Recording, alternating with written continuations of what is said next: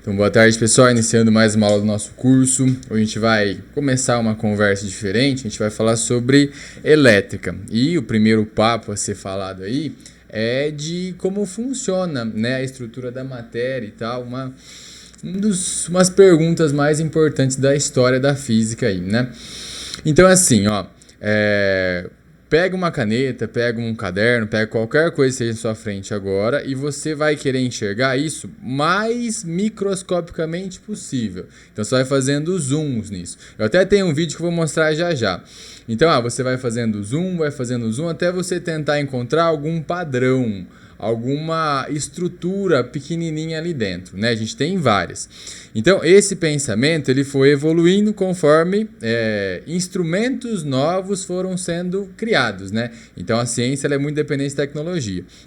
Mas enfim, a gente tem um papo de Demócrito, Leucipo, isso 400 anos antes de Cristo, né, tentando, como que vai funcionar? Então, vou pegar, você pode ser um giz, pode ser uma caneta, e você vai quebrando, né? Só que, olha só que interessante, né? Conforme você vai quebrando aquele material, ele vai ficando menor, sim, só que vai ficando mais difícil de você quebrar. Né? Então vai ficando necessário mais força para que você consiga chegar a menos estruturas. Então, assim, uma comparação muito legal que a gente faz na física moderna é como que a gente descobre partículas novas. Pega uma laranja, uma analogia bem simples. Pega uma laranja e joga ela na parede. Ela vai colidir, né? Ela vai estourar em várias partes. Então, vai ter o gomo, vai ter o bagaço, enfim. Né? Só que daí assim, nós temos uma força limitada, você não vai conseguir jogar com uma força muito grande, né? Então, para que você consiga quebrar mais aquela laranja, é necessário que tenha mais força de início, né? Então, é necessário que você vá evoluindo com a tecnologia para que você vá evoluindo o seu entendimento de universo, beleza? Eu já vou passar agora o vídeo, antes de eu escrever qualquer coisa. Esse é um vídeo bem legalzinho, deixa eu ver, esse daqui, ó. Colocar aqui, eu vou deixar ele sem som, tá? Ó, vou deixar aqui o crédito também, depois se vocês quiserem ver ele com carinho. Depois tem até outro, mas acho que esse é mais legal. E deixa eu só colocar ele aqui no OBS também, senão vocês não veem depois, né? Deixa eu arrumar aqui, pera lá. Super zoom, aí, pronto. Então olha só, ó. É uma simulação, sim, mas é do que a gente tem noção hoje em dia, né? Falando atualmente. Então é uma caneta e aqui embaixo vai aparecer a ordem de escala que a gente está enxergando. Então agora é da ordem de 10 centímetros, né? E a gente vai fazendo zoom. A gente vai chegando em centímetro, depois em milímetro.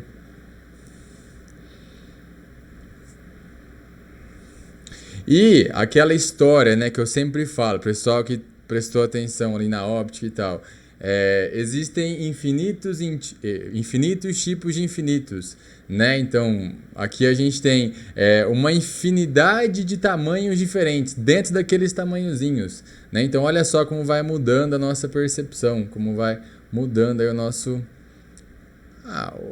olhar o mundo, né, de maneira diferente. A gente está agora em 10 a menos 9, basicamente, né, em nanômetros. E a gente vai mais. Aí assim, ó, aqui é considerado o modelo atômico atual, né, que é o de probabilidades, tá vendo? Os orbitais, aquela região ali que você tem mais chance de encontrar elétrons. Bastante espaço vazio, né, ali no nosso átomo. A gente está chegando agora na ordem de núcleo, olha só, 10 elevado a menos 15, né? 10 elevado a menos 14. Até chegar em quarks, né? Interação ali entre quarks, quarks up, quark down. E a ligação entre eles, né? Que é feita a partir de gluons, força nuclear forte. Enfim, né? E isso daí vai até a gente chegar aí basicamente nas flutuações quânticas, né? Que daí a gente já foi muito, aí também não precisa ir tanto. Mas enfim, então a gente pode sair de um universo do muito grande, né? Universo cósmico, para um universo do muito pequeno. E tanto é que isso é um dos um dos pilares aí das dúvidas de hoje em dia da física, né? Que é juntar esse universo muito grande com um universo muito pequeno. É a relatividade geral com a mecânica quântica, uma equação que junta as duas seria o ideal, assim, que a gente encontrasse. Mas enfim, bora lá, ó. A gente vai iniciar a nossa matéria, deixa eu só colocar aqui o fundo certo, né? Senão depois não aparece. Aí. Então a gente vai iniciar aí nossa matéria. Aí o título como um todo, tá? Eu vou colocar assim, ó, eletricidade.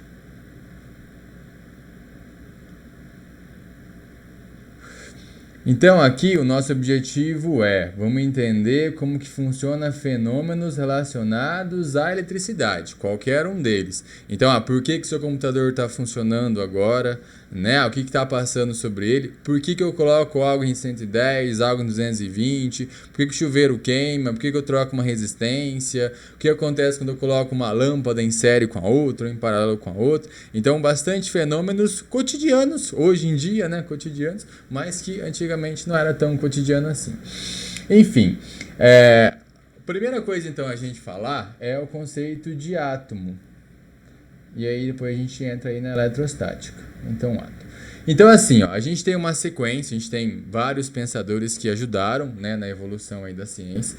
Tem primeiro, né, que falaram, então se eu for quebrando, eu vou chegar numa menor estrutura da matéria, que foi chamada de átomo, né, que tanto é a tradução disso, que foi o Demócrito, o Leucipo, só que eu nem vou colocar porque pra gente não é tão, assim, não é o objetivo nosso, né? Mas a química pode aparecer, mas a física não entra tanto a esse mérito. Começamos com, a gente tem o Dalton, né? A gente está aí por volta de 1600 e pouquinho. Então, assim, um pouquinho depois, perdão. Então, a gente tem ali a revolução científica, a gente começa a mudar, de fato, o pensamento. O Dalton está mais próximo ali de 1700 e pouquinho, 100 anos depois ali do que eu acabei de falar. Enfim, então, assim, ó, ele contribuiu bastante para a parte da química, com a lei das proporções e tal. Só que aqui para nós, a gente vai ter a contribuição do primeiro modelo atômico de fato, né, que foi comparado aí com a bola de bilhar. Onde aqui a gente temos, né? A gente tem a menor estrutura da matéria, que é esse átomo, e para o Dalton ele considerava que essa estrutura era esférica e era indivisível. Então o átomo era o átomo e acabou, não tinha nada dentro dele. Só que assim, foi um primeiro pensamento e tal, já é interessante, já consegue evoluir um pouquinho, só que tem bastante falhas. Você não consegue explicar por que um corpo fica eletrizado ou por que o corpo não está eletrizado. Né? Você sabe do que ele é feito, mas e aí? Por que esse aqui está carregado? Por que esse aqui não está? Por que esse aqui atrai esse ou por que repele esse? Então esse já aqui é um primeiro problemazinho. A gente tem uma evolução, que depois é o Thomson, que pega esse modelo e vai dando umas corrigidas, né? O Thomson, ele tá ali na mesma época do Faraday. É que assim, é meio ruim a ordem cronológica da elétrica, porque ao mesmo tempo que a gente está descobrindo a carga, a gente está descobrindo aqui como funciona o átomo, a gente já sabe como funciona o campo elétrico, o campo magnético. Você fala assim, nossa, mas pera lá, é exatamente assim. A eletricidade, ela tem um paralelo bem legal com a termo, porque assim, a termo, que nem a gente comentou, o pessoal achava que o calor era um fluido que passava de um corpo para o outro. A elétrica também. O pessoal fala assim, não, é um fluido passando de um corpo para o outro, aí você pode enxergar um raio, enfim, né? Então a gente tem essa evolução também. Então o Thomson, ele sabia ali como funcionava o campo elétrico, o campo magnético, ele começou a fazer experimentos, ele usou aquela ampola e tal, e conseguiu descobrir que existe uma partículazinha negativa dentro desse átomo.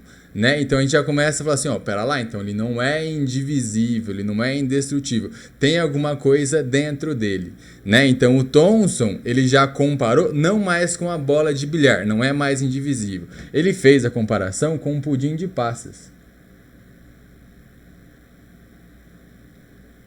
Porque daí a gente tem, continua sendo esférico, então é uma partícula esfera bem grandona com alguns pontinhos ali no meio. Aí esses pontinhos aí ele chamou de elétron.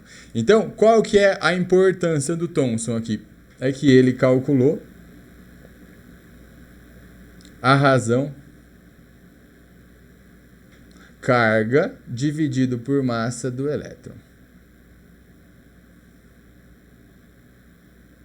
Então, assim, né? Como agora a gente está calculando, a gente está fazendo experimento, né? Você está vendo assim, ó, se eu colocar mais campo elétrico, ele vai para cima. Se eu colocar mais campo magnético, ele vai para baixo. Vocês já viram aquela experiência, né? De, por exemplo, tem aqui uma carguinha. Eu vou falar sobre tudo isso, tá? Sobre campo elétrico e campo magnético lá na frente. Você vai jogar com uma certa velocidade. Né? Aí você tem uma região que tem campo elétrico, que você tem campo magnético. Aí você pode ter força elétrica para cima, força magnética para baixo. Dependendo de como você deixa esses campos, um pode sobrepor o outro. Então ela pode ir para cima, ela pode ir para baixo, ela pode passar em linha reta sem sofrer desvio. Então foi manipulando esses dois campos que ele conseguiu fazer essa razão da carga e da massa do elétron. Beleza. Só que daí a gente tem mais uma evolução, né, uma revolução um pouquinho maior ainda, que vem o Rutherford.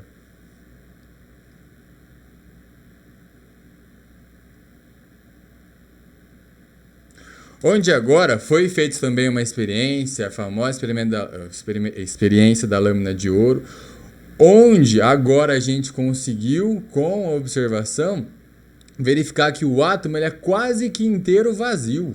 Ele tem assim, tem uma concentração de massa em um certo ponto e tem algumas outras partículas ao redor. Então ele é quase que inteiro vazio e tem algumas concentrações de massa. Né? Então a gente já muda, não é na verdade uma esfera incrustada ali com algumas partículas, não. Ele é quase que inteiro vazio. Então aqui o Rutherford a gente já vai comparar a um sistema planetário. Como se fosse a da gravitação, sabe? Você tem o Sol, né, que tem bastante massa, e algumas partículazinhas ali em volta orbitando. Então, um sistema planetário. Beleza. Aí o experimento foi da lâmina de ouro, né? O Thomson foi o experimento ali da ampola de Crookes. Beleza. Então, assim, o do Rutherford, né, ele veio ali ganhando mais força, sobrepôs o experimento ali, o modelo atômico do Thomson, só que ele tinha algumas falhas, algumas não, né, até que razoável, que assim, a gente acreditava, né, a gente já conhecia ali como que funcionava a eletricidade e tal, que carga elétrica, quando ela está se movimentando, ela emite energia, né? Porque quando ela está oscilando, ela tem uma certa frequência, e essa frequência faz com que campos elétricos, campos magnéticos ultrapassem aquela região, está gerando uma onda eletromagnética. Então, a gente tinha a seguinte teoria, né, que carga elétrica em movimento, ela emite energia. Só agora, para e pensa junto comigo, olha só, imagina que você tem, então, aqui tem um núcleo, né, aí você tem aqui uma partículazinha que está orbitando, beleza. Aí, ela está fazendo ali a sua órbita, o seu movimento, e por ela estar em movimento, então ela tem a sua frequência, ela vai emitindo energia. Só que se ela emite energia, ela tinha uma energia cinética inicial, certo? E ela está perdendo um pouco de energia por conta dessa emissão.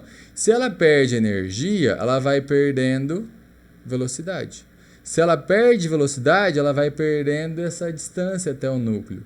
Então, se isso aqui fosse completamente correto, não existiria nenhuma estrutura estável na natureza, né? A gente teria toda vez colisão do elétron com o núcleo, mas a gente está aqui, né? A gente tem uma vida estável. Estável assim, né? Não financeiramente, mas enfim, você entendeu o que eu falei. Então, a gente precisa fazer uma correção também nessa daqui. Então, a gente já sabe, então tem bastante espaço vazio, né? Só que o que eu vou precisar fazer? Eu vou ter que deixar algumas regiões onde, tem elétron, ele está orbitando, só que ele fique estável. Pelo amor de Deus, vai lá, presta atenção. Não fala que ele está em equilíbrio, combinado? Sim ou não? Não pode falar que ele está em equilíbrio, por quê? Porque ele tem uma aceleração centrípeta, né? Ele está fazendo um movimento curvilíneo. Equilíbrio vem de força resultante igual a zero. Você fala que ele está estável, tá? Agora, equilíbrio você não pode usar. Então, aí a gente tem, né, um aluno do Rutherford, tanto é que tem alguns livros que colocam um modelo de Rutherford, tracinho Bohr, eu vou colocar só Bohr. Que daí a gente continua tendo o sistema planetário, só que agora eu tenho órbitas estacionárias.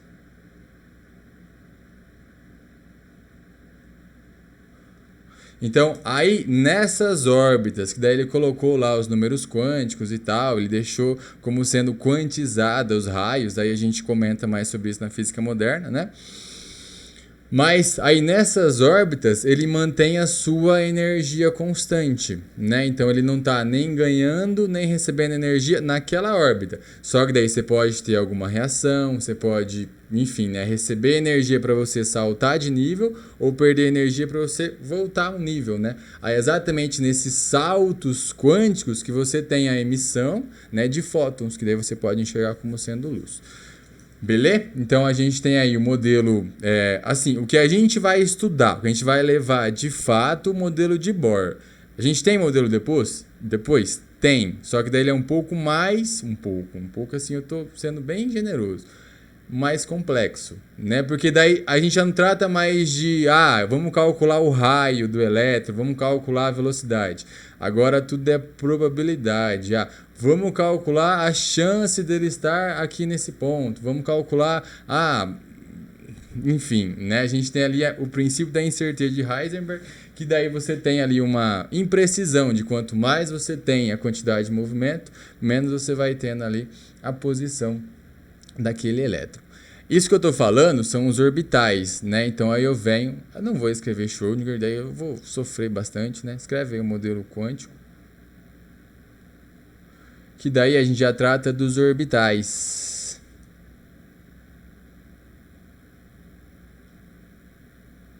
Aí aqui a gente já leva em conta o princípio da incerteza.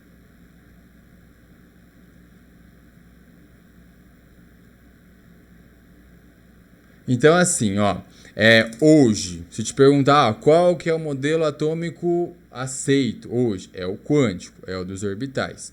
Só que aqui, para estudar elétrica, para entender como que eu deixo um corpo eletrizado positivamente, como que eu arranco elétrons, como que eu coloco elétrons, a gente vai levar em consideração esse cara aqui, o modelo de Bohr, tá? Que daí é o de Rutherford corrigido. Beleza? Então, bora lá.